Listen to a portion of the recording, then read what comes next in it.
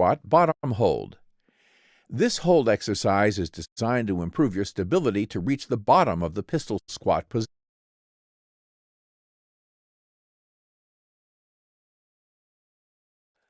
The lumbar spine is flexed, and the pelvis is tilted posteriorly, which stretches the erector spinae. On the supported leg, the hip is fully flexed, which stretches the gluteus maximus.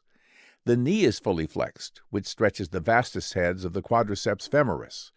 The ankle is plantar flexed, which stretches the soleus. In the raised leg, the iliopsoas and rectus femoris flex the hip. The quadriceps femoris extend the knee.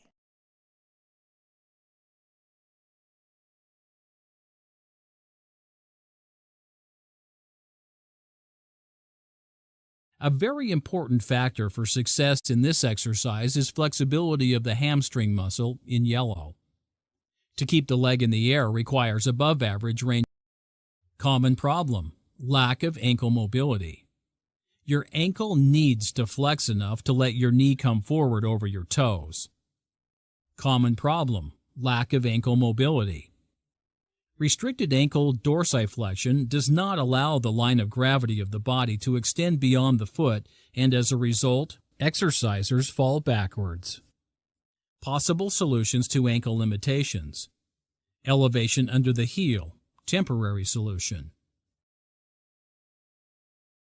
Mobility exercises for the ankle. Performing the squat until full range of ankle movement is reached. Each exerciser has his own full movement.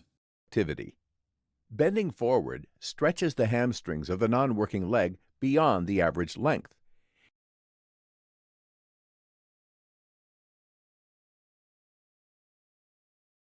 If the hamstrings are tight, which they are in most people, the quadriceps work harder to try to straighten the leg, if it is at all possible. In addition, the rectus femoris flexes the hip, with other hip flexors. Tight hamstrings pull the leg downward, hip extension. The rectus femoris works harder to extend the knee and prevent hip extension, to keep the straight in the air. In addition, the rectus femoris enters active insufficiency, hip flexion plus knee extension. The rectus femoris reaches a length at which it can no longer generate a useful amount of tension, and therefore those who have a tight hamstring or even average flexibility will find it hard to keep the legs straight in the air.